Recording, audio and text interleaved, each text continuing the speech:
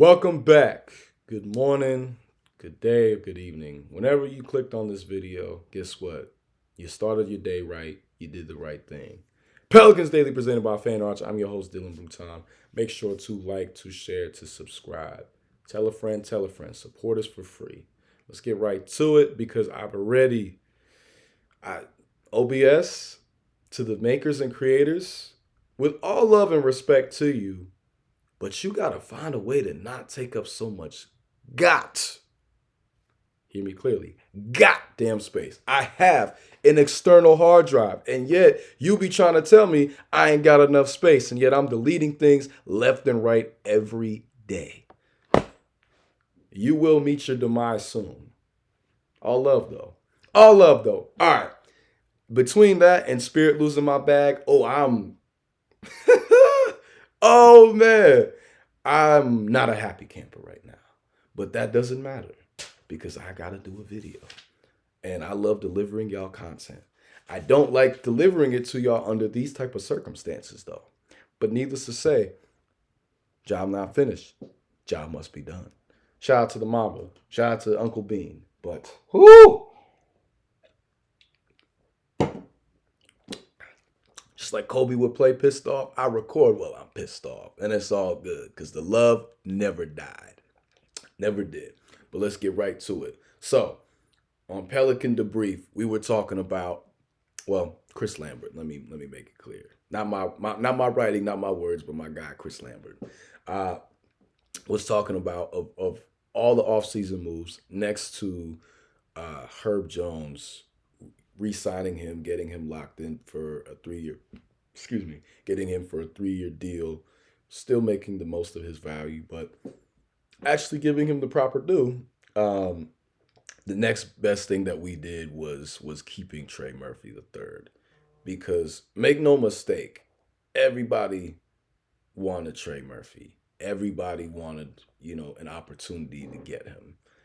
They were all going, we trying to go home with Trigger. You know what I'm saying? They thought that they was going to get our guy. And according to a most recent episode of Game Theory Podcast, Sam Vecini of The Athletic, expressed to the world and shared that the asking price for Trey Murphy was incredibly high. And I reported that, I covered that, and it was, right? Joe Dumars wasn't going any less for a higher first-round pick than where we were at pick 7. A superstar or star caliber player, or a veteran with championship experience that's still at a high level, which kind of goes into the second one, but still. And a player like Trey Murphy does not grow on trees. I say that about Zion quite a bit, but neither does a player like Trey Murphy grow on a tree. A young man who is more than just a 3-and-D, right? Again, a lot of 3-and-Ds, you make them dribble and create a shot off the bounce, and they can't really do too much. Trey Murphy this last year, though, he showed and proved that he is that type of guy. He has that ability. You roll the ball to him, 3 dribbles or less, 5 dribbles or less, he's gonna make magic happen. And he stepped up greatly in the absence of Brandon Ingram and Zion. And expect more. Expect more this year. I think Trey Murphy could easily be an all-star. He puts it all together, stays healthy. With his efficiency and his shot-making ability and defensive ability, watch out. Watch out. The rest of the world hasn't caught up yet.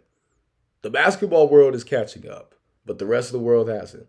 You had teams like the Bucks and the Pistons who wanted to take a stab. And, the Bucks would have had to throw Giannis up into there. And the Pistons would have likely had to throw up some first-round picks up into there. But they didn't bite. They didn't bite. They were interested, but they didn't bite. So what can you do? What can you do?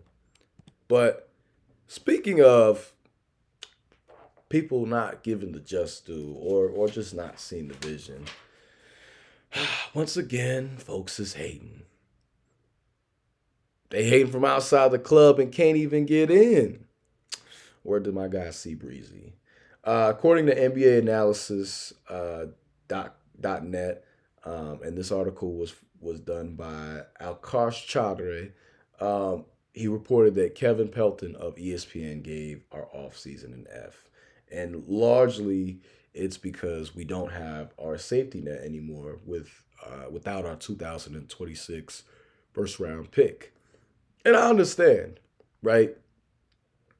I understand that aspect of it. But the fact that he said we didn't we made it was puzzling and confusing to trade CJ for Jordan Poole. Kev, all due respect, but you we dead ass right now. We playing? We serious? Like how often are you in a predicament where you can trade for a younger version of a player who also happens to have championship pedigree? How often do you run into a circumstance like that? Almost never. So, what do you do when the opportunity presents itself? You take the chance. You do it, right? Think about the parable of the drowning man. When he was like, God, why have you forsaken me? And God's like, I sent you a boat. I sent you a raft. I sent you everything possible you would have needed to get yourself out of this situation and bless yourself. And you waited till you died. You let yourself drown. We're done drowning.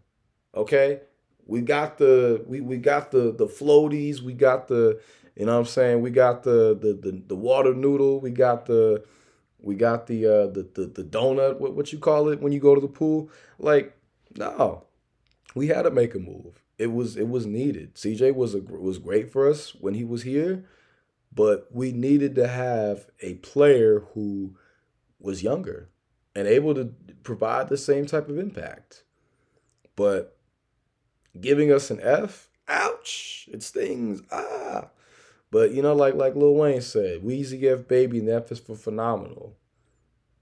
Look, give us an F for fantastic. When everything pans out and everything works, I don't want to hear, oh, I saw the vision. No, you didn't.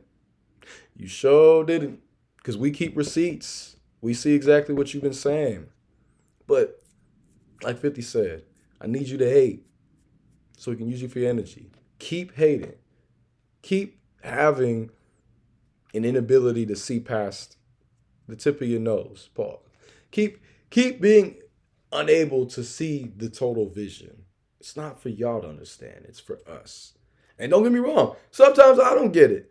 I didn't get getting rid of Antonio Reeves. I also felt like we should have tried to find a way to keep Brandon Boston. So I'm not over here fanning out. I'm not over here doing none of that. I don't understand some of the moves either.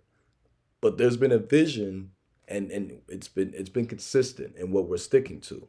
So let us cook. Let us go out there and play. Let President Dumars do his thing. Let the man do his job. Because, hey, that's what he's been doing. In a recent report by Scoop Robbins, well, first off, Athlon Sports, Alex Kishenbaum, shout out to him. He did an article where he referenced the legendary Brandon Scoop Robinson, who I had a chance of meeting last year in Atlanta at the Black Sports Business Symposium. Shout out to Brandon, or Scoop, depending on how you know him. Definitely one of the most iconic basketball knowers of the game and coverage is within the sports industry today. And he, Bally Sports Network has a great man that is running things over there, doing his thing. Been a dog, been a beast for a long time. And in a recent report on Zion, but based on Joe Dumars,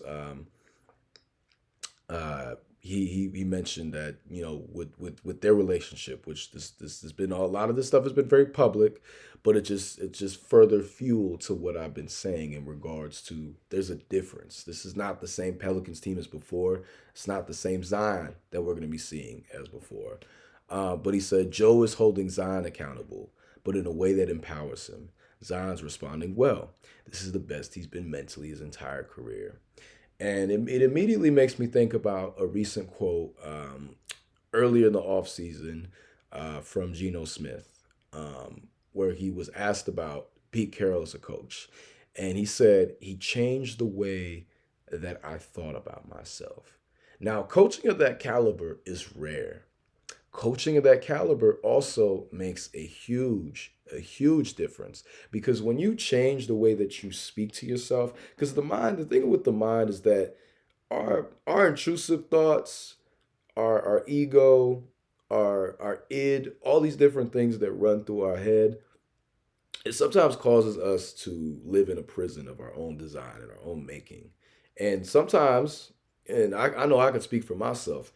Oh, I'm my biggest and best hater. You know what I'm saying? Like Kendrick saying, I'm the biggest hater, right?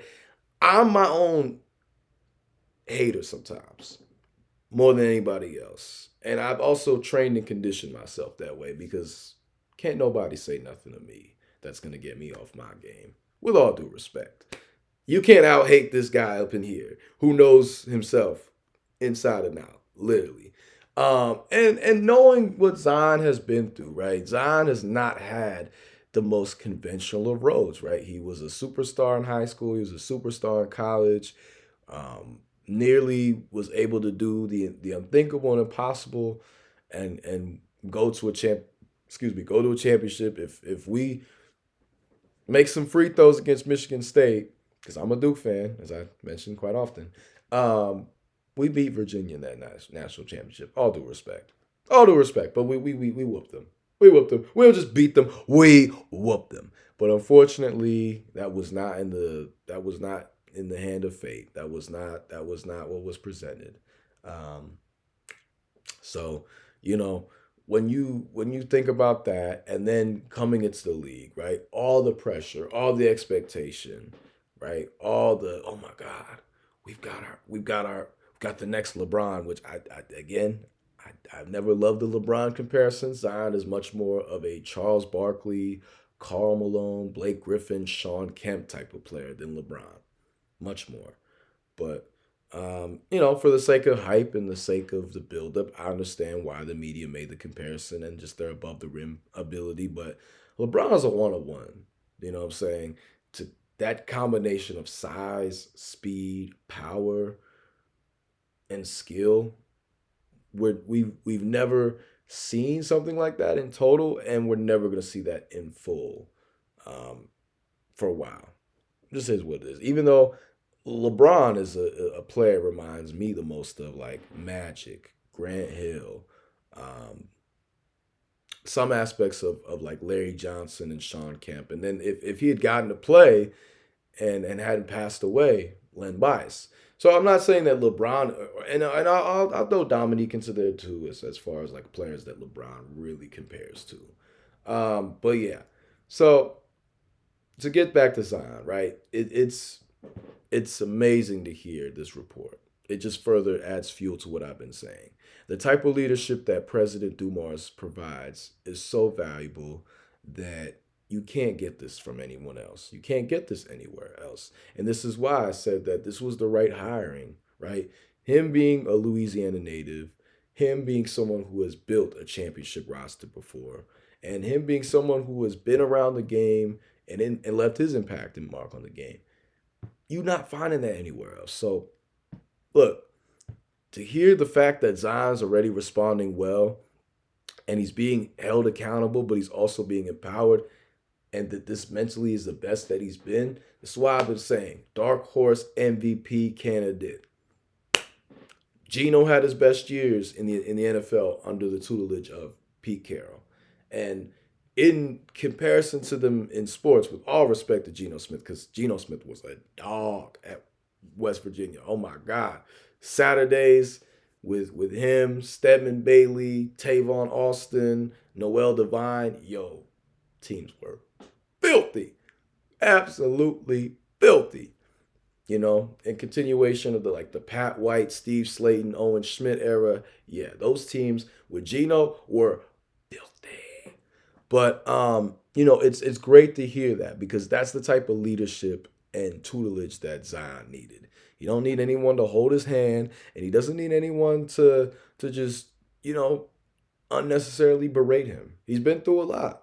I mean, we know Zion is a big anime fan. He has had a hero's journey and a story arc. But now it's time for the hero to right the wrongs of the past and to be at his best. And that's what I know Zion is capable of, and I have full belief in him. I have full belief in him, and like I said, dark horse MVP. And when it happens, if he pushes for an MVP, if he maybe even gets a vote or two, I'm just gonna say, I told you so. Not playing. I'm not. Well, I might just a little bit, but that's not the focal point of it. And I think one thing that people need to recognize and understand, if you've never shed blood, you've never shed tears, you've never put your all into this game of basketball, you just don't understand. You don't understand what it takes. And I'm a person who I didn't get to see my basketball dreams manifest the way I wanted them to. A lot of different factors. But Zion has an opportunity still for people to act like it's all over for him. A 25-year-old, mind you, who just turned 25. You're sadly mistaken, and I'm glad you're mistaken. That young man, Zion Latif, is going to go out there and ball. Yes. Am I a little biased? Yes. 100%. But I have a good reason to, because the talent speaks for itself. The pedigree checks out. And just wait till everything else aligns. Just wait till everything else sets in motion. Speaking of sets in motion, see what I did there. This is in response to a comment from David Weimer 8244. And he asked, second, what sort of offense should we run based on the players we have? Do we run 4 out of high pick and roll, 5 out, horn sets, playing through the high post, or even pistol actions? How would those sets look like with our starters and with a mix of bench players? Now, it's kind of hard to get a full read and scope on this because we don't know our final roster just yet.